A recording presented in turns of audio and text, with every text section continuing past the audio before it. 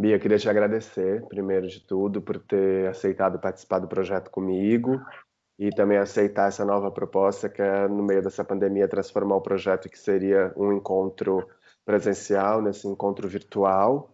Dizer que você, o Du e a Juliana, que são as três pessoas as quais eu convidei para participar comigo do projeto O Homem Sem o Nome, são pessoas que eu acompanho há bastante tempo no trabalho e que têm uma identificação muito grande com a maneira como vocês se põem em cena, assim, na maneira como eu acompanho o entorno de vocês criando. Então, primeiro de tudo, eu queria te agradecer por aceitar o convite de estar nessa aventura comigo. Obrigado.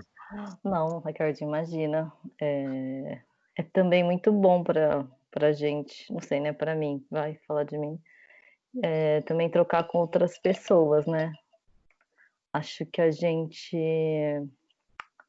por mais que seja um solo, né, quando a gente cria um solo ou trabalhos mais individuais, com poucas pessoas, é muito bom ter estar junto de uma outra maneira também, né.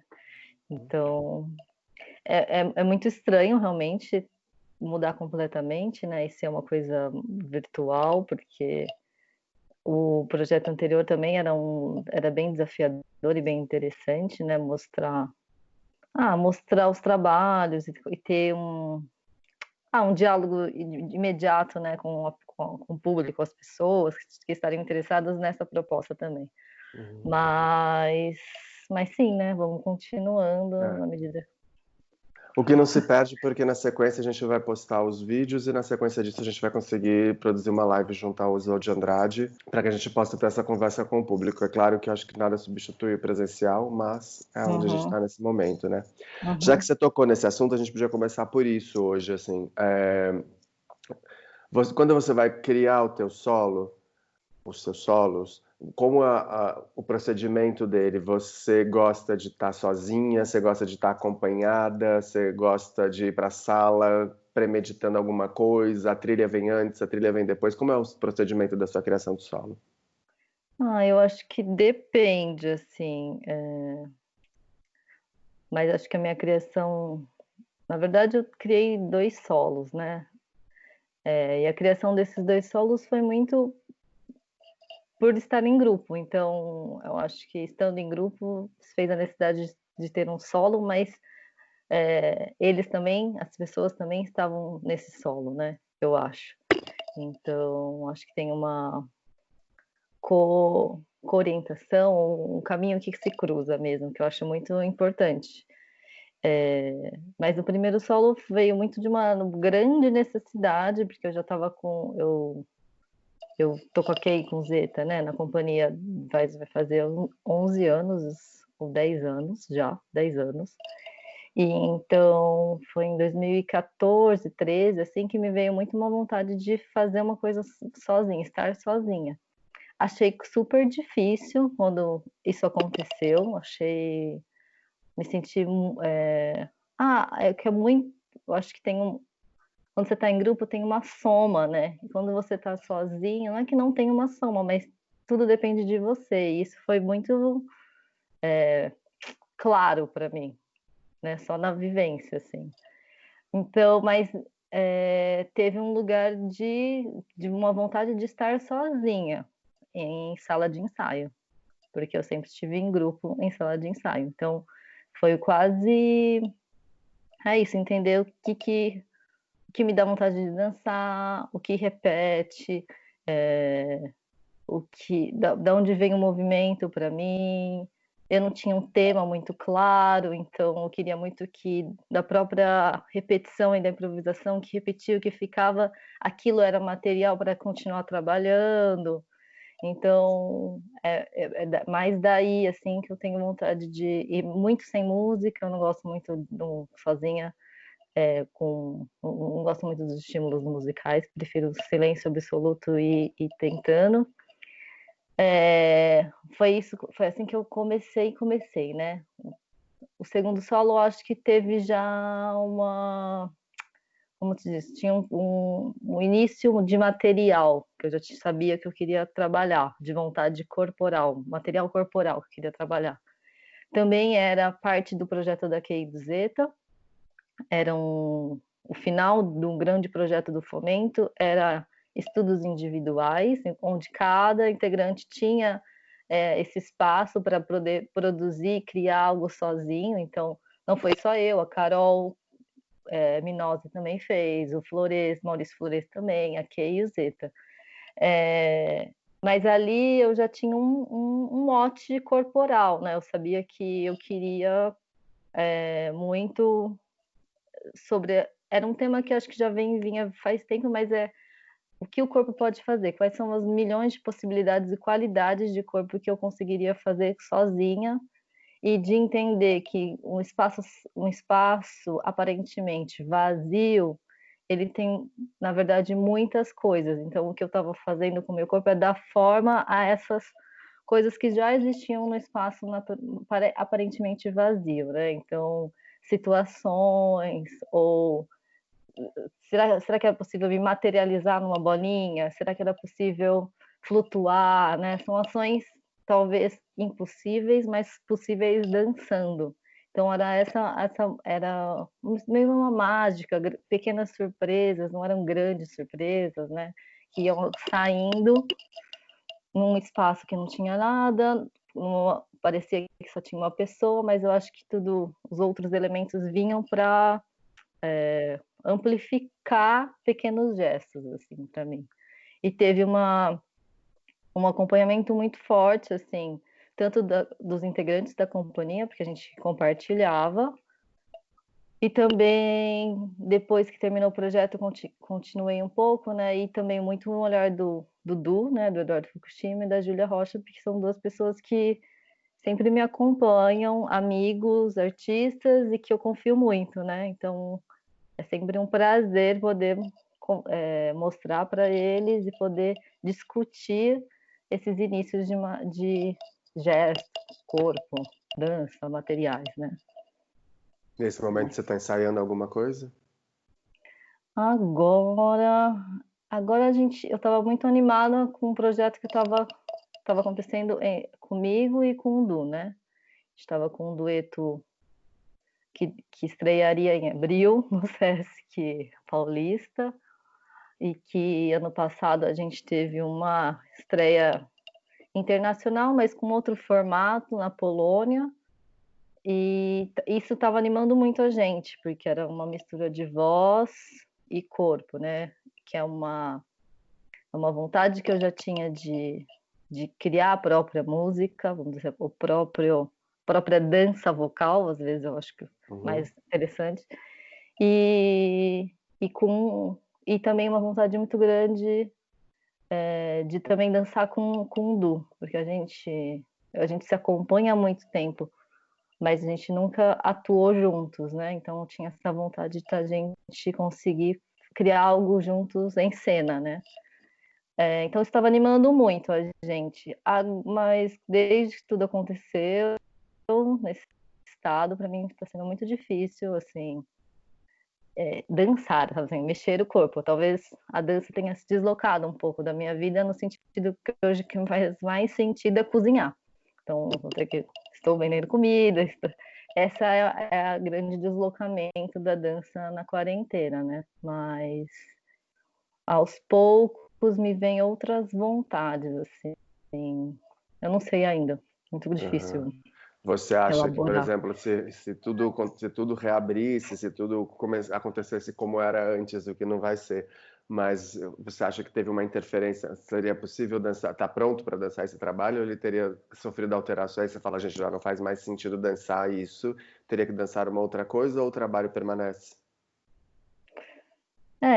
Eu acho que, assim, óbvio que o trabalho ele sofre, não sofre, mas o trabalho ele é pulsante, né? Então ele tá junto com o tempo, eu acho, né? Então, ao mesmo tempo tem um lugar tão forte, tão intenso, que ele faz sentido ainda. Para mim, pelo menos faz. Faz tempo que o Du nem tá aqui, ele tá em Salvador. Eu não converso, eu não sei das expectativas dele em relação a esse trabalho, mas a minha expectativa é que ele ainda ele é intenso, ele é forte, ele existe, e ele faz sentido no hoje, assim, né?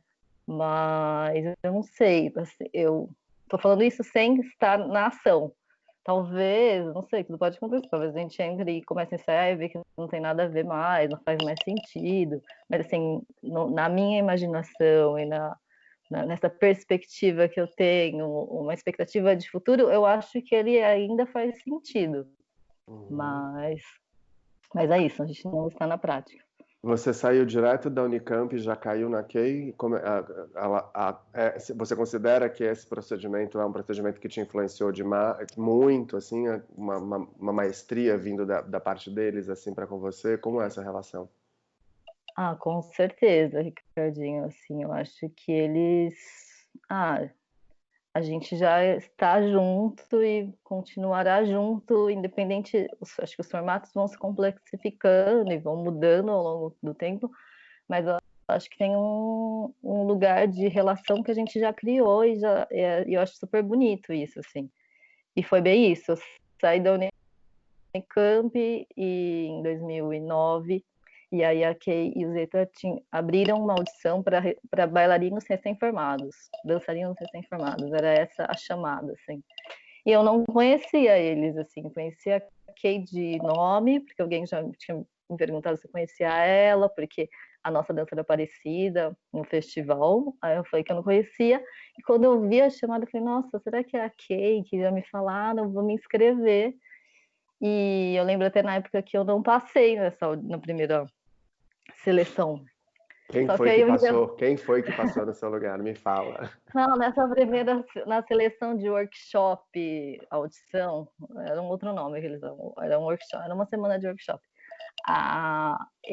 Eu não sabia, mas acho que é a Kay que responde mais os e-mails, hoje eu sei que é isso.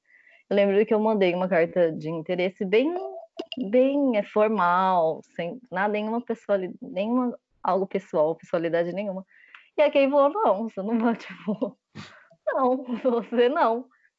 E aí eu lembro que a Bel, minha amiga, tipo, e a Bel é ótima, ela é uma super, escreve muito bem.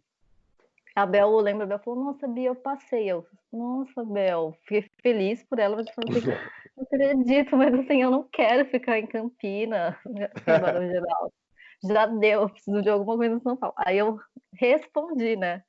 Meio que insistindo. Eu falei, não, então, não tá entendendo, eu preciso sair daqui de Barão Geraldo, eu já me formei, eu não quero mais ficar aqui. E contei uma história, eu falei, olha, quando eu participei no festival Curta Dança Sorocaba, a Maria Momes e o Emily Sugai me disseram que a gente tem a dança parecida, eu queria muito te conhecer, nananana.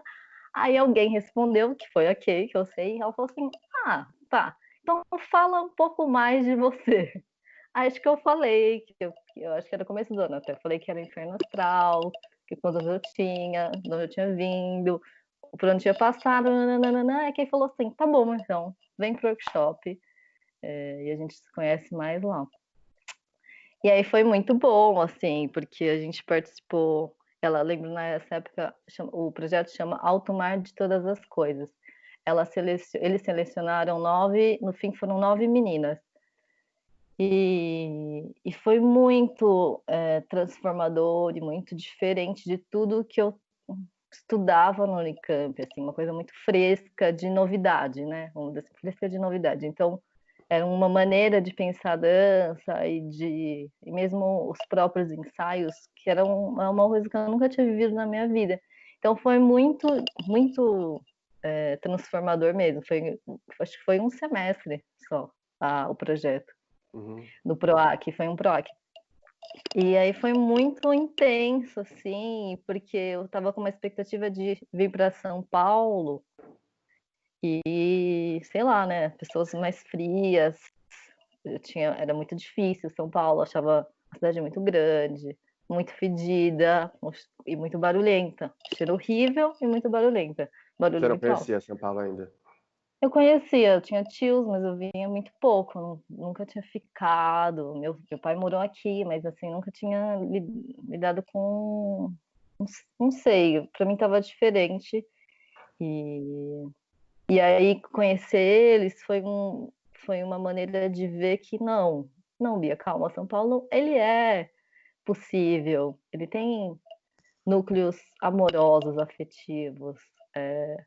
a dança ela não é só competitiva, ela tem um lugar de acolhimento. E aí foi isso, né? Daí para frente a gente segue até hoje, assim. E você tem vontade de ter uma companhia própria? Ai, De não. dirigir grandes grupos? Ser uma empreendedora à frente de todos?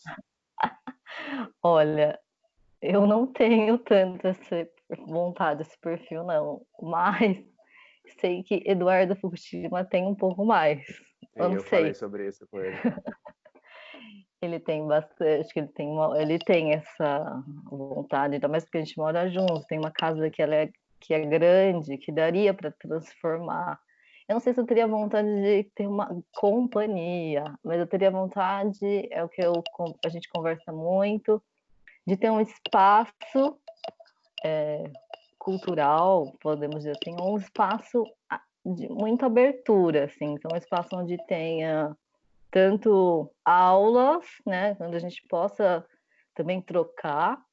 É que agora, né, agora tudo começa a Se ser reconfigurar. questionável, É. então. Mas assim, no antes pandemia, a gente tinha essa vontade de ter um espaço aberto, de trazer pessoas, ser meio uma residência. Acho que para mim foi muito importante conhecer o campo do Marcelo Evelin, assim, quando eu fui para lá e vi como que eles criavam o espaço. Até a Regina Veloso, que é a parceira dele, falou: para mim o campo é uma obra de arte. Achei super bonito isso. Então, minha vontade era de criar um espaço vivo, moldável, com pessoas indo e vindo. O Du, ele é internacional, então ele tem amigos que vira e mexe, a gente recebe muita gente de fora. O Alisson, que é do Rio de Janeiro, vem no primeiro ano, recebeu muita gente aqui, então é uma casa aberta, né? A casa Então, de vocês já é um centro de referência da dança. não, não.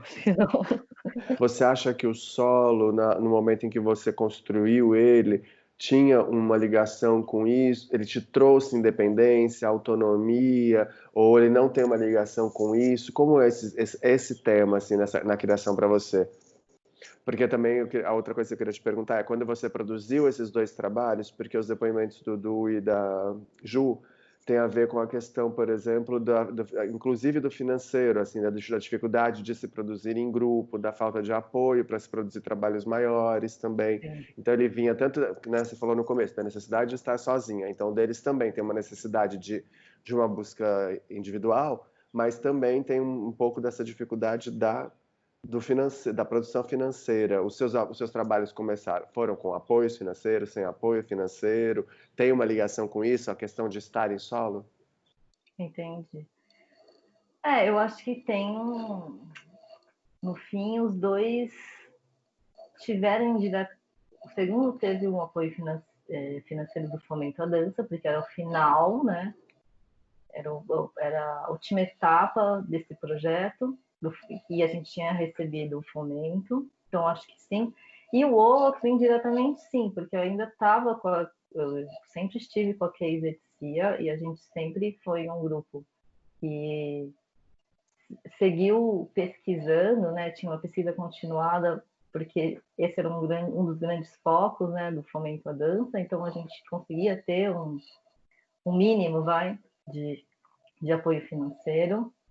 Mas eu acho que talvez, para mim, né, o primeiro foi muito um lugar de autonomia não só financeira, econômica, mas uma autonomia artística, eu acho, assim.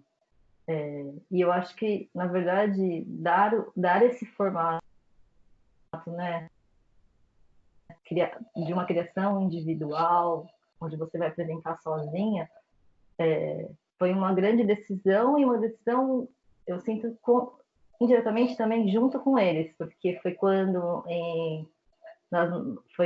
que no processo de criação eu fui conseguindo ter menos vergonha, conseguindo me colocar mais, conseguindo talvez mostrar coisas que eu não mostraria, mas que eu achava importante naquele momento. Então fui me sentindo um pouco mais à vontade, assim. E isso, querendo ou não, me deu força para poder criar algo que eu achava que era bem para mim, assim, no início, assim, foi bem despretensioso, porque chamava solo, era quase uma grande improvisação. O André, que era o meu namorado naquela época, que também estava junto no violoncelo, então era muito simples, não era muito, talvez era um lugar para eu me reconhecer sozinha, para ver que eu dava conta de alguma maneira, pelo menos daquele espaço, daquele formato, né? Uhum. Mas, ao mesmo tempo, eu acho que teve, sim, um lugar muito... A gente estava numa época muito, talvez, melhor, não sei, uma época que eu acho que tinha mais festivais, eu acho que tinha mais recursos, sim, para dança, e, de fato, foi uma época onde a gente conseguiu circular bem mesmo, primeiro, muito mais do que o segundo solo, assim. Então, economicamente, sim, retorna, mas eu não gosto muito de pensar hoje em dia, né? Eu não gosto muito de pensar que eu tenho que montar um solo porque isso vai me favorecer economicamente, então talvez eu ganhe mais, assim. Estou numa outra fase até, tanto é que quando a gente montou o Imagine, era muita gente, a gente teve eram 20 integrantes com um prêmio muito, muito pequeno, né? Uhum. Não sei se isso é bom ou ruim, não sei se o que é isso ainda, mas para mim é muito importante essa necessidade, essa vontade de criação. Depois, sim, a gente. Mas é isso que eu estou te falando, né? Eu também não sou muito. Eu sou inexperiente com solos, acho que sou mais experiente com os grupos. E eu sempre falo isso pro Du, assim, que me faz estar sozinha em cena, assim, no palco, porque eu sei que eu tenho muita gente junto fora, né? Fora não, Sim. ou ali também, né? Todo mundo ali também.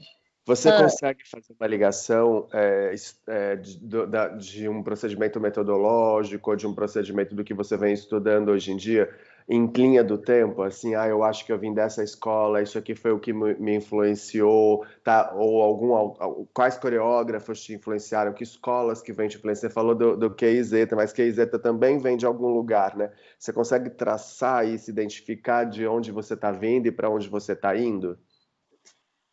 Olha, eu acho que desde que eu vim para São Paulo, querendo ou não, as práticas orientais vêm me interessando muito, né? É onde, não sei, parece que eu me sinto bem, então vou junto, né? Estamos junto nessa, assim.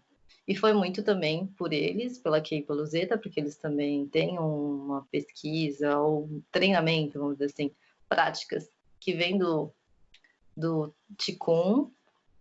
E daí também a Kay, eu lembro que a Kay falou, eu lembro quando eu cheguei, ela falou assim, Bia, você tem que conhecer o Toshi Tanaka. Acho que você vai gostar, porque é muito interessante a prática dele e tal. E eu comecei a fazer as aulas do Toshi, achei super difícil, na real, porque eu achei lentíssimo, achei um tempo muito dilatado, que eu não estava nem um pouco acostumada, apesar a minha base, não sei se é a minha base, mas a minha história era o balé clássico, né? Fiz balé durante 10 anos da minha vida, sem parar, lá no interior de São Paulo, e eu gostava muito. Assim, eu tinha muita vontade de ir para as aulas, assim, mas foi quando também eu entendi que eu não ia poder ser uma bailarina profissional, porque tinham poucos orientais em grandes companhias. Porque ainda mais quando tá pequena, né? Você quer ser a grande bailarina. E você vai vendo os vídeos que as professoras vão passando, você não tem tanta essa referência dos orientais, né? E aí foi quando eu falei, nossa, acho que eu não vou conseguir mais ser bailarina clássica. E eu lembro, a minha mãe falou, Bia, você não tem um curso da Unicamp que é de dança? Eu li dança, chama dança. Eu falei, sério? Aí minha professora de balé na época falou assim, mas lá eles dançam assim, muito livres, Bia, tipo, dança com a mão, só com a mão. Não sei, ela tem uma visão muito. Aí ela falou assim, só dança com a mão. E aí eu falei, tá, pode ser interessante. E nisso eu fui meio procurando, eu tinha umas amigas muito próximas que tinham entrado. E aí fui para a Unicamp, foi ótimo. Na Unicamp eu não sei porque eu quis parar com o balé clássico. Achei que tinha que, sei lá é muito forte dança do Brasil, né? Então eu queria, sei lá, me ver, colocar meu corpo em outras situações. Então eu falei, eu não vou fazer balé, porque daria, porque tem escolas famosérrimas, tradicionais em Campinas, né? Que muita gente faz Unicamp e continuam com as aulas de balé, mas eu falei, não, vou fazer. E aí, quando eu vim para cá, também teve esse outro lugar, que era também muito próximo, porque é a cultura oriental, né? E eu, como eu vim do interior, eu convivi muito em clube japonês, então a gente tinha uma cultura, eu acho que eu falo cultura japonesa de imigrantes, porque nem no Japão existe o que a gente vem fazendo aqui, é muito diferente, porque o Japão ali é contemporâneo, né? Ele tá atual no seu tempo. A gente conservou algumas tradições que eu acho que nem os próprios japoneses fazem isso. Mas então eu vim disso, mas eu também não sabia exatamente o que era a cultura oriental, né? Ou a japonesa, mais especificamente. Então, com a Kei, com o Zeta, com o Toshi, foi possível entrar um pouco mais nisso, assim. Então, se eu tiver que dizer que de onde eu vim e por onde eu percorri, eu acho que veio fazendo sentido em São Paulo, sim, foi essas práticas, né? E aí, em 2011, né, eu comecei a fazer as aulas do Toshi Tanaka e da Cissa Ono, e desde aí, para mim, foi muito interessante descobrir, experimentar o corpo a partir dessa lente, desse ponto de vista. Tu te fala bastante ponto de vista, desse ponto de vista. Então, fez muito sentido para mim, vem fazendo. Então, tem esse caminho que eu venho percorrendo, né? E são práticas muito simples e que tem uma força ou uma intensidade que é muito grande, assim, né? Tanto é que quando começou a pandemia, o Toshi só mandou uma mensagem de WhatsApp falando assim, gente, se vocês não conseguirem fazer nada, só conseguirem fazer respiração, só respira. Tem uma prática de respiração específica. Uhum. Só faz essa prática. Pode fazer 1 ou 2 horas. E na época eu achei muito forte, bonito, porque eu acho que tem um lugar, se é o pulmão, né, que está sendo o lugar que está sendo o alvo, ou é isso que está com problema, vamos recuperar a inteligência do nariz, da respiração, é isso que faz sentido, é isso que a gente viver, então a gente tem que reconectar isso. E pensar que se todo mundo pulsasse, né, ou respirasse de uma forma mais concentrada, não sei, é que é difícil falar isso, mas tivessem essas práticas de respiração, ou olhasse para isso, que é muito simples, não sei, talvez a gente ativasse uma inteligência que já existe aí no próprio corpo, não sei, né? Não sei mesmo. Tem algum trabalho seu que você acha que é assim, um ponto bem transformador, um específico, assim, ó, esse trabalho muda a minha forma de ver? Ou que você fez parte, não especificamente, algum trabalho do qual você fez parte? Eu acho que é um nome grande do trabalho, o Projeto Propulsão que faz viver sem título, que é um trabalho com a Kei Zeta, que ele é todo vermelho, que na época até a Kei tinha muito interesse em juntar mágica com dança. Uhum. Ali foi muito importante para mim, assim, porque eu acho que foi o momento que eu tinha acabado também de entender que eu tinha que continuar mais intensamente com as práticas do Seitaiho, que é a prática que o Toshi e a Cissa ensinam. E eu também tinha ganhado o Rumos Residência com a orientação dele. Então, estava fazendo muita aula, muita aula, muita aula. E a gente, paralelamente, estava fazendo esse projeto, assim. Para mim foi muito... era uma sensação de descoberta, assim, eu sabia que eu entrava na sala de ensaios, assim, e era muita descoberta, assim, eu não sei nem como, o que é isso, mas, assim, pequenas fichas caíam, sentia isso, Uhum. experimentando, que alguma coisa, não é nada grandioso, nossa, a grande descoberta, é uma coisinha que, sei lá, um dia ele falou, o Toshi que falou até, a dança acontece entre o céu e a terra. Mas nesse momento eu entendi eu falei, nossa, tá, não tô aqui nessa sala de ensaios, só eu. Não, eu tô mais, é expansivo, vibra, pode ir para o chão, pode ir para a terra, tá? Estamos. Parece ritualístico, mas não é. Eu acho que o movimento ele tem esse potencial, ele é expansivo, né? Ele expande, expande, expande. Então, eram isso, pequenas fichas. Então, para mim, esse processo foi muito rico, assim, eu lembro. Foi muito. O trabalho do Rumos resultou em qual espetáculo? O Rumos foi muito. Foi o último Rumos com categorias, né? Foi o Uhum. último Rumos que tinha a divisão de dança, música e tal. Ele também teve um outro formato bem diferente. Para minha idade era meio separado por idade. A minha idade era uma idade que eu tinha que ter um orientador, então eu tive que escolher, tinha que escolher alguma pessoa, escolhi o Toshi na época. E era para uma mostra pequena, uma mostra você podia mostrar qualquer coisa. E eu decidi mostrar um trecho de alguma coisa na época. Eu lembro que já tinha um pouco de voz. Então, na verdade, resultou no próprio processo, assim, mostrar uma parte do processo.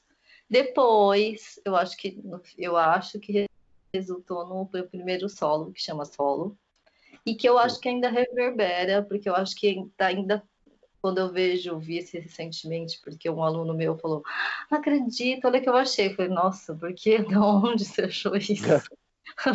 Por que você viu isso? Aí eu fui ver. Aí tem voz, então acho que também tá vindo, tem ressonância, ainda tem coisas que é muito pequenas lá e tá ainda fazendo sentido agora, porque eu tô continuando de alguma maneira sozinha ou com o Du, né? Então tem isso. A Companhia Perversos te convidou para fazer um trabalho junto com a gente há alguns anos atrás para aplicar um treinamento para a gente poder fazer uma troca técnica, né? Uhum.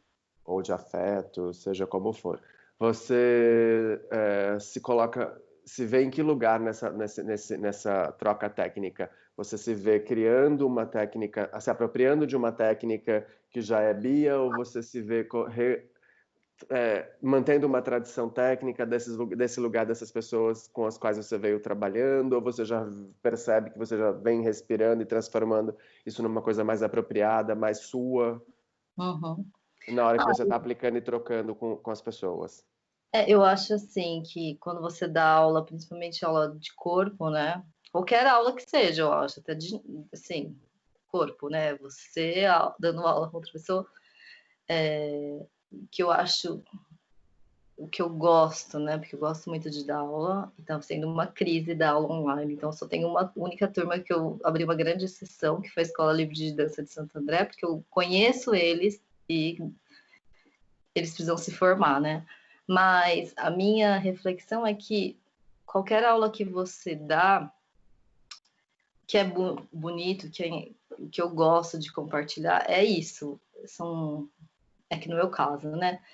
São posturas que, mesmo no balé clássico, eu acho, também tem. Por que a gente está repetindo coisas que muita gente repetiu, né? Muitas pessoas repetiram para aquilo estar vivo, né? Uhum. Para aquilo ainda existir, para aquilo ainda estar no corpo, para aquilo entrar no corpo, para aquilo fazer sentido no corpo. Então, o que eu posso ensinar são coisas que talvez já estejam muito no meu corpo, que eu já pratiquei muito. Então, não é, eu não consigo, então não é tudo do Seitai Ho, que eu nem chamo isso, a minha aula disso, assim, né? Que eu posso compartilhar, porque tem coisas que eu ainda é meio nebuloso para mim, mas tem algumas que eu acho que eu entendo, mas é isso. Eu praticando e eu fazendo as minhas reflexões no momento que eu estou agora em relação a essas posturas, a esses exercícios. Então, acho que o que a gente consegue repassar, né, ou trocar, nem é o compartilhar, são coisas que é isso, eu venho praticando e vem se fazendo sentido para mim. Uhum. Por exemplo, nas aulas atuais, online, está sendo muito difícil. Então, são exercícios sempre muito simples. O que está fazendo sentido hoje, talvez sejam algumas leituras. Então, estou compartilhando leituras que eu acho que também é uma forma de criação de corpo, ou criação de formas de vida, possibilidade de ver a vida, possibilidade de ver o corpo, não sei, entendeu? Então, acho que é isso, assim. A palavra dança para você, tipo, 10 anos atrás, lá quando você vai para a Unicamp, e agora ela mudou de sentido ou ela tem o mesmo sentido? Qual o sentido da palavra dança para você? Eu acho que ela mudou de sentido, mas ela ainda é o pulso, tipo, o pulso da vida, né? Porque se antes do próprio curso de dança, a dança fazia a minha rotina, né? Porque eu também tinha muitos ensaios. Eu acho que ela ainda ela é pulsante, então ela está pulsando com outros significados. Agora muito mais amplos, com muitas incertezas. Acho que sempre teve incerteza, mas não é incerteza de continuar ou não, porque eu acho que na culinária, vamos dizer, que é agora a minha prática, vamos dizer assim, é um deslocamento da dança, né? Eu acho. Uhum. Porque ela também me gera pulso, ela me gera toque, ela me gera movimento, ela me gera sentidos, né? Ela me gera experiência mesmo, né? Quando você está fazendo, por mais que a receita seja a mesma, se você não está no dia bom, tudo pode acontecer mesmo. E você Sim. repetiu muito e não vai sair bom, né? Então, acho que não sei, talvez a dança seja hoje uma expansão máxima de experiência. Não sei. Você olhando assim, você estava falando que eu também sinto isso, que alguns anos atrás a gente teve uma certa expansão. Acho que teve um momento muito difícil para a dança, que é o início, por exemplo, do projeto Fomento, que a gente tinha nada praticamente de apoio. Aí a gente tem uma expansão disso, que se torna esse lugar que a gente está hoje em dia de 80 inscritos dentro de um edital, né? Mas a gente também teve uma redução enorme de editais, de festivais, de apoio incentivo a novos coreógrafos. Se você pudesse fazer um apontamento colaborativo para isso, qual é a sua visão da maneira como a gente poderia fortalecer essa classe de novo?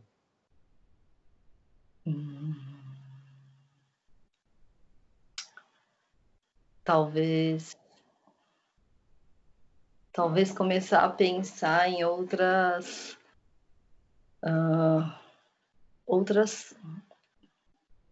complexo, né? Também não acho tão fácil assim. Não, porque eu acho que os editais eles ditam, né? Todos os editais eles ditam são muito impositivos, né? Uhum. Porque por mais que eles tentem ser abertos, eles colocam prazo, colocam as ações, os objetivos. Então é uma organização imposta, vamos dizer assim, né? E a vontade, eu acho, ainda mais agora, onde a gente perde, né, um espaço de apresentação, né? A gente perde, os teatros estão fechados. Não sei, para mim o mais interessante é poder abrir isso completamente, mas eu também não sei como seria isso. E onde eu não precisasse isso, né? Eu não precisasse competir, porque no fim parece que eu estou competindo, né? Competir com as pessoas que já criaram um caminho muito longo e grande Uhum. e precisam ser respeitados, né? Eu Uhum. que tô, né? Acho que eu não. tem essa disputa que parece que acontece, eu acho muito ruim para a própria classe. Então, eu não sei como seria. O que eu vim observando, eu vi que muitos projetos estão aglomerando outras companhias. Como se um projeto tenha várias companhias. Eu acho isso muito interessante, né? Porque você dá a chance, mas é precário também, porque o valor é muito pequeno, né? Aí cai em toda esse lugar econômico que a gente ganha muito mal, né? Porque acho que os grandes poderes não enxergam realmente a gente como uma classe trabalhadora. Então, isso é muito difícil, quando você não consegue ter diálogo com alguém que acha que você não, que a dança, o teatro, o cinema não é um trabalho, né? Então, produzir a criação de subjetividade não é uma força de trabalho, não é um trabalho. Então é muito, eu acho, complexo, difícil mas eu sinto, não sei, uma grande comunidade, não sei, pensar em outras formas, como que as pessoas, não sei, eu acho muito difícil, assim, o que eu venho pensando mesmo, assim, é tentar criar uma outra maneira de não estar nesse ciclo que parece ser natural, né? O ciclo dos editais, de poucas instituições. Mas também negar isso às vezes é ruim. Então, é um beco, assim. Não sei. Não tenho uma opinião muito formada sobre isso. Você está fazendo mestrado agora, né, na Unicamp? Eu tô. E a partir qual é o tema do seu mestrado? O meu mestrado, eu acabei de colocar ele para qualificação. O meu mestrado, ele chama Os Encontros no Corpo. Então, eu vou muito falar sobre os 2 grandes encontros que eu tive, que foi com a prática do Seita Hiroko Toshi com a Cissa e estar na companhia na Keizetsuya, né? A minha vontade inicial era um pouco contar essa experiência do Seita Hirô, que eu vi que tinha muito poucas coisas escritas sobre isso em português. Então, minha vontade era mostrar isso, né? Por que eu escolhi isso, porque isso fazia sentido, assim. Então, vai ser uma grande primeira parte sobre isso. Então, relatos de aula, como que o Toshi Cissa vê as aulas. Eu acho isso muito interessante, de cada aula um encontro. Existe um rigor na organização, mas eu sinto que eles são muito de acordo com o tempo, com hoje. Então, tem muita improvisação no meio disso, assim. E de alguma maneira, quando eu entro em contato, quando eu preciso escrever sobre isso, é uma grande reflexão também sobre assuntos que vem me interessando hoje, né? Então, talvez a caligrafia, que é uma parte do Seita Hirô Toshi também dá aulas de caligrafia, isso é muito interessante. O próprio entender um pouco mais sobre o Zen budismo, porque eu acho que está naturalmente imbricada na cultura japonesa, isso, né, esse grande assunto, que não é tão simples de entender. Entender um pouco mais a filosofia oriental, porque eu acho que na Unicamp, os cursos de corpo, geralmente, eles têm uma tendência para alguns autores, talvez deslocar esse olhar para outros autores, como outros autores veem e entendem o corpo, principalmente o Oriente. Então, é isso. E aí o Cassiano, que é o meu orientador, Cassiano Quilici, ele pediu muito para eu falar sobre as minhas próprias criações, como é a minha criação. E aí foi quando eu falei para ele também, foi assim, nossa, Cassiano, mas para eu falar da minha criação, eu tenho que falar das criações. As minhas criações também são as criações da Keizetsuya. Então aí eu também resolvi tentar. Então, essa segunda parte que eu ainda não escrevi, mas talvez entender o Butô como uma grande, sim, um grande pensamento filosófico que sim influenciou muita gente no Brasil, inclusive a Keizeta, e sim, inclusive eu e o Eduardo, eu e o Du, né? Porque então resgatar um pouco essa memória do Takao. Eu sei que tem algumas pessoas escrevendo mais sobre o Takao Kusuno, que foi um importante artista japonês que veio para cá, que a Keizeta trabalharam, e não só eles, a Maria, a Dora, o Tilener, o Marcão. Então tem um monte de gente, né? O Denilton, né? Então tem muita gente, mas eu não faria eu queria muito entender uma memória atual. Então, o que os trabalhos, como a Keizeta ainda em processo, eles têm grande influência do Takao, né? O Takao tá junto ainda. Eles falam muito do Takao, né? E como isso, de alguma maneira, sim, me influenciou, né? Das minhas criações. Então... E nas suas criações, você considera que eles são criações, o resultado que você compartilha com o público é improvisado ou coreografado? Boa pergunta. Vamos ver. Ele não é. Ele é os dois, eu acho. Uma mistura dos dois. Talvez é uma coreografia onde eu sei os materiais que eu posso usar, né? Existe materiais no sentido dos gestos, deslocamento, o que o público, pensando no teatro, né? O que eu vou dar as costas, o que eu vou dar à frente, que objeto que vai sair de mim, que lugar que ele vai sair, porque ele vai sair em algum lugar. Então, tudo isso, esse território, ele é marcado, né? Eu sei mais ou menos onde tudo isso vai acontecer. As ordens, estou falando mais do estudo de ficção, que é o meu último trabalho. As ordens dos objetos, os objetos vão saindo, os elementos vão saindo de mim, e isso tem uma ordem, tem um lugar definido, como que ele vai sair. Então, que intensidade que ele sai, que tempo que então eu jogo a geleca e olho para ela, isso tem que durar um pouquinho, isso tem que voltar, não acelerar para mostrar os objetos. Então, tem várias indicações que eu sei que acontecem. Então, para mim, isso é coreografia. Territorializar os espaços, entender os espaços, eu acho que é uma coreografia.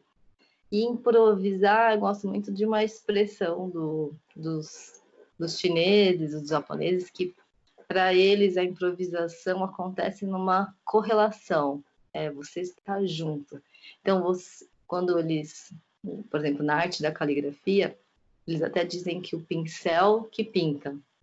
Quando você costura, é a agulha que costura, né? Então, a partir do momento que você toca algum objeto, você está junto com ele. Não é você que está executando a ação, não é você que costura, não é você que está pintando e está controlando o movimento, né? É nessa relação das duas coisas que acontece o gesto, que acontece o movimento, que acontece um movimento concentrado, que eles falam. É aí que acontece a improvisação também. Então, talvez a dança é dançar e ser dançada, né? É nessa combinação de dançar e ser dançado que eu acho que então é uma improvisação coreografada. Não sei, eu acho que tem a Juliana Moraes mesmo também tem vários artigos sobre isso, né? E ela vem discutindo bastante a coreografia, né? Então, tem muitas pessoas que vêm discutindo isso, né? Mas A para Helena mim... tem um artigo em que ela separa dança de coreografia, inclusive, que eu acho interessante, assim. A gente já ir pensando, já, né, não é tão novo, já é antigo isso, mas para a gente firmar um pouco mais isso cada vez mais, né? Uhum. Essa separação entre dança e coreografia. É que talvez, mas ao mesmo tempo, assim, eu acho incrível grandes pessoas que dançaram grandes coreografias, né? É aí que eu acho também um grande poder. Então, quando você vê mesmo em vídeo, quando você vê o Baryshnikov Uhum, dançando qualquer coreografia de balé clássico, é maravilhoso. uhum, Então, tem um lugar que é do intérprete, né? Talvez na música existe mais isso, né? Quando a Elis Regina interpreta, ela não faz a letra, mas ela interpreta. Então, tem um lugar que é teu também ali, que não é claro. inegável, entendeu? Então, não sei, existe uma explosão, existe um lugar de encontro, um lugar que eu me reconheço, um lugar que me aproxima, sabe? A coreografia também tem isso, ela é encantadora, me encanta também. Então, não sei, eu só acho isso que às vezes as pessoas usam, não vamos coreografar. Eu mesmo tem vários trechos que é tipo, eu sei exatamente, assim. Só que aí é o sentido de coreografia, né? Eu acho que é uma coreografia, Uhum, porque não sei, pensando em desenho coreográfico, desenho no espaço, uhum, eu tenho um grande desenho no espaço e eu sei exatamente o que eu estou fazendo. claro. Então, mas sim. Então, acho que pensando sobre os procedimentos coreográficos, na tradição oriental a gente vai ter o kati, o kata, que é uma espécie de desenho, para que a apropriação desse desenho possa libertar o apropriador a uma criação própria ou uma expressão própria. Você compararia isso a essa coreografia com improvisação, apropriação coreográfica e pulsão individual? Não, acho o kata, né? O kata em japonês ele quer dizer forma.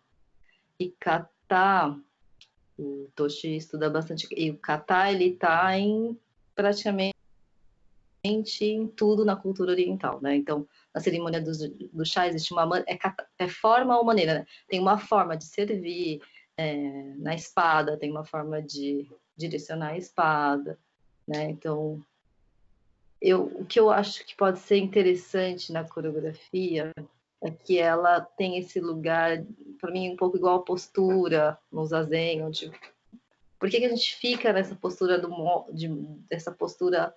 Porque muita gente já fez, a gente está repetindo. Então a coreografia também vem nesse sentido, né? Não sei, quando eu fui para Viena lá no Impulse Dance, eu lembro que eu e o Du, a gente aprendeu o set and reset da Trisha Brown. Foi ótimo, porque eu sabia que eu estava aprendendo, estava colocando isso no meu corpo e que talvez eu pudesse transmitir isso. E alguém ensinar isso para a gente também já é uma maneira de estar passando isso para o futuro. Eu não sei, tinha uma sensação de futuro, sabe assim, eu estava fazendo uma coisa que é do passado, mas tá aqui comigo e parecia que ia para o futuro.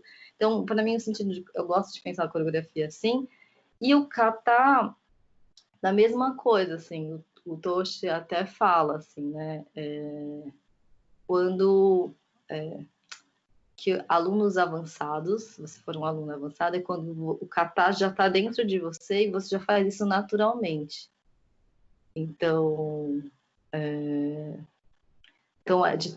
a prática do kata é como se fosse uma respiração mesmo. Você vai se colocando nessa forma, com todas as variáveis que existem, então, com todas as. Não pensar que aquilo é uma coisa rígida, pelo contrário, é bem isso que o Fábio falou, ela é uma libertação, depois que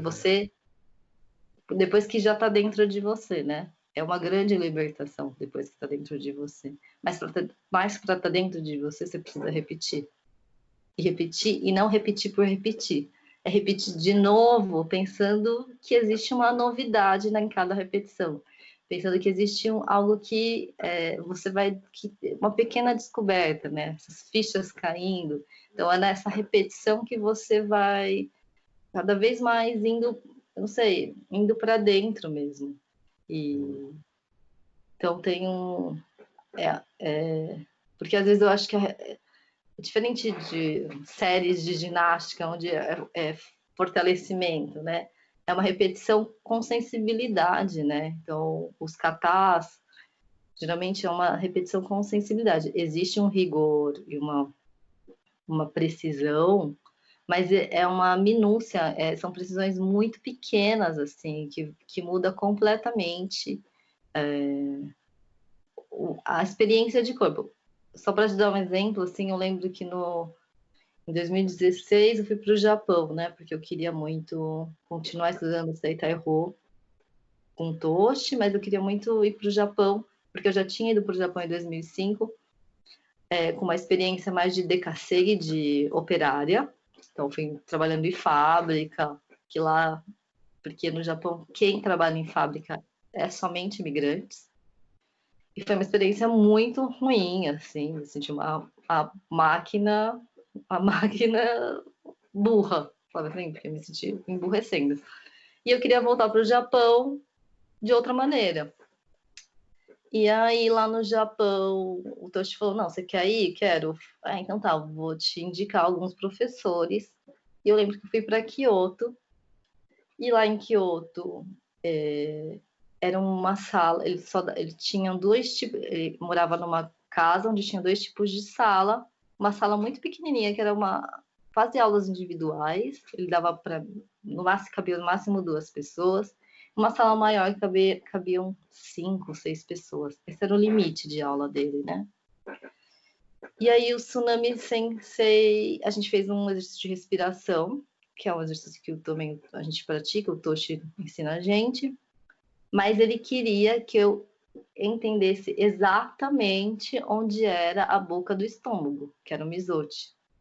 Exatamente, então ele ia, mas pela sensibilidade, mas tinha um kata, tinha uma postura, tinha uma forma, e a gente ia com o dedo, assim, na região do externo, procurando exatamente onde eu sentia onde tinha ele também me ajudando, onde tinha como falar, eles falam de encaixe, onde tinha um encaixe.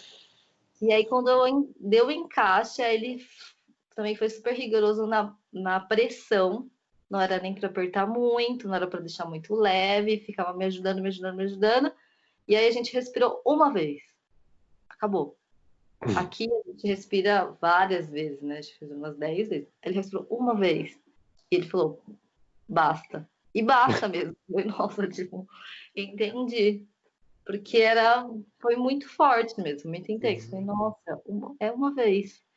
Então, acho que essa confiança, né, no que é sensível e essa confiança nessa postura que é isso. Muita gente repetiu essa postura, ela já foi estudada, né? Muita gente está repetindo. Ela existe, ela tem um lugar de expansão. Então, vamos continuar. Mas aí, quanto mais exato, né, e mais perto da sensibilidade, eu acho que também tira essa...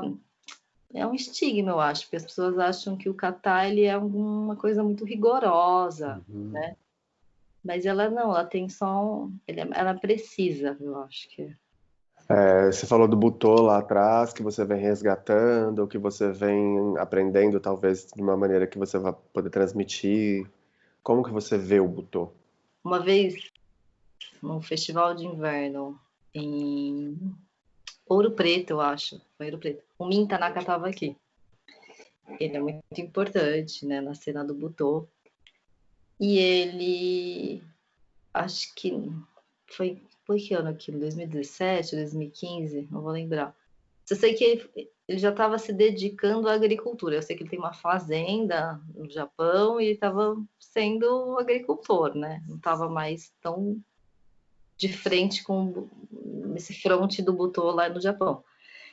E perguntaram para ele alguma coisa sobre o Butô, se teria alguma uma opinião para dar, um incentivo para dar para as pessoas que estão começando a fazer Butô. E ele, ironicamente, disse, para quem se nomeia como Butô, boa sorte. Porque para ele No sentido que para ele, o Butô, ele foi... Acho que ele foi não é um estilo de dança, né? O Butô não é um estilo que você fica pelado, fica nu, maqueia e dança, né? E faz movimentos com os braços. Tem gente que... Por mais que o Hijikata tenha colocado isso em metodologia, né? Existem muitos escritos também sobre o caso do Ono. Eu acho que o que eu entendi, né, do Mintanaka é que aquilo não é um estilo. Então, e também das leituras que eu já fiz, né, eu lembro que na época o Hijikata, ele tinha que nomear essa dança, a dança que ele estava fazendo, e ele falou, vai ser Butô, né? Então, acho que, mas ao mesmo tempo, eu acho muito importante dar voz ou dizer que sim, teve uma influência do Butô do Takao, né? Que eu acho que por mais que o Hideki diz, a Kei diz, e o Zeta também disse, que ele não falava diretamente que estava fazendo Butô, ele chamava até o grupo dele de dança-teatro, Tamanduá, grupo de dança-teatro. Eu sei, o Hideki diz muito que ele tinha muita referência do Butô. Então, acho que eu sinto, às vezes, que foi um movimento muito grande e forte de vanguarda para quem estava perto. Acho que foi revolucionário mesmo para aqueles artistas. Foi algo que explodiu mesmo. E isso reverberou de muitas maneiras, eu acho. Assim, né? Acho que tem um lugar também na cultura japonesa que eu sei que tem um lugar de mestre e discípulo, mas eu também acho que eles também respeitam muito a tua autonomia. Uhum. Então, existe um respeito pelo que você se interessa, o que você vem se interessando, mesmo que for diferente do seu mestre, assim, né? Então, eu acho que, pelo menos com o Toshi, eu acho, né? O Toshi, ele tem um respeito mesmo, que os alunos deles não são só artistas, mas são do tingimento natural, massagistas, astrólogos, e ele tem um respeito que isso que ele está ensinando possa também estar nesses lugares, né? Não sei, acho que é algo de se elaborar ainda, mas o Butô, eu acho que foi uma coisa muito inovadora, assim, né? Muito forte.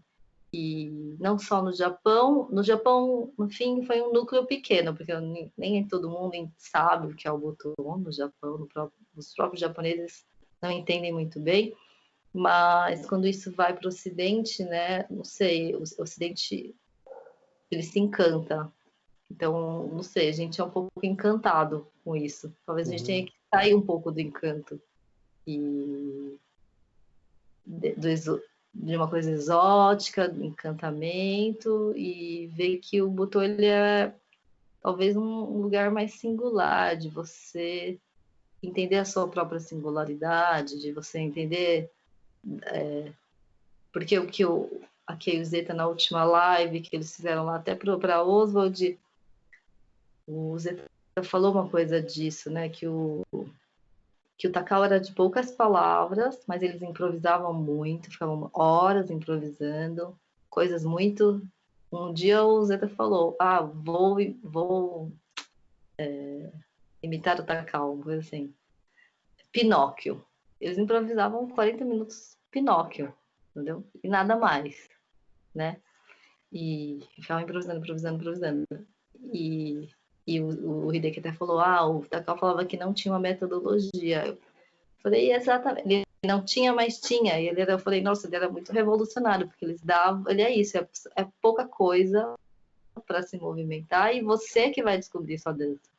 Para você isso, não é para mim. Então, você vai ter que ficar 40 minutos aí dançando, né? Então, tem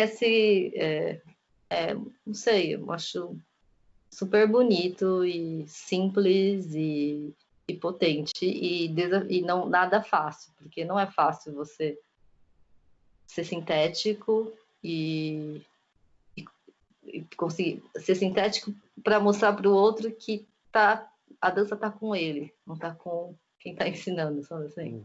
É com você. Você que tem que fazer acontecer. Alguma coisa tem que acontecer aí, sabe? Você falou que faz 10 anos que você está na companhia da Kay, Uhum. né? A gente também está no projeto com a da Perversos agora, que a gente completou 10 anos também, agora de existência na companhia, e a gente está com um projeto que chama Pós-Sacre, que é um pouco sobre um sacrifício, assim, sobre entender, a pergunta que eu te fiz um pouco antes, entender o que era a dança 10 anos atrás, o que é a dança agora, e o que somos nós realmente, ou quais procedimentos nos interessam. Talvez os procedimentos que a gente usava 10 anos atrás já não servem mais para ser utilizados agora, como a gente pensa, o que a gente vai compartilhar era uma forma, agora ele tem uma outra forma, e aí a gente está tentando entender o que foram 10 anos atrás, o que é 10 anos agora e o que é 10 anos daqui a 10 anos. Você Uhum. consegue fazer essa linha assim, 10 anos lá atrás, 10 anos agora, e se projetar daqui 10 anos, tipo, nossa, Bia em relação à dança daqui 10 anos? Ai, nossa, essa projeção de futuro, né? Ah, eu acho que eu mudei muito. E o que eu mais espero é não ser, ter mais paciência, ser menos pessimista no futuro e espero continuar dançando da minha maneira. Então, da minha maneira que eu digo se eu estiver cozinhando, eu estaria dançando, se eu estiver cortando o cabelo, eu estaria dançando, se eu estiver nesse sentido, né? Não sei. Mas não sei, Ricardinho. Queria te agradecer de novo pela conversa. Acho delicioso que a gente possa ter um registro e que essa conversa possa ser ouvida e compartilhada com outras pessoas, porque também é uma conversa bastante, de uma certa maneira, informal e um Uhum, pouco íntima, porque a gente também se conhece há bastante tempo já, né, de alguma forma. Eu uhum. acompanho seu trabalho todo esse tempo, então acho que também, de certa maneira, é uma forma de perpetuar e de dar continuidade aí às pessoas que queiram entender um pouco sobre o seu trabalho, assim, que eu acho lindo. Não é, e também é muito legal ver a gente há 10 anos atrás, né? E tá agora nesse ponto. Uhum, Acho que tem se for dizer alguma palavra, acho que tem sim uma maturidade, mas uma maturidade em relação ao que cada um foi se interessando, né? E se aproximando mais intensamente. Então, acho que é muito legal também olhar e ver que o que eu acompanhei, né? O que eu pude estar próxima, coisas que talvez ainda façam sentido e coisas que talvez não mais, né? Então, uhum, e também ver também essa mudança também, né, na própria companhia, né? Na sua, uhum, né, Cardinho? Teve muitas uhum. transformações, assim. Obrigadíssimo. Combinado, imagina. Fica Obrigada bem, a você. Fiquei bem que as, também. que as coisas caminhem para o melhor já já. Sim.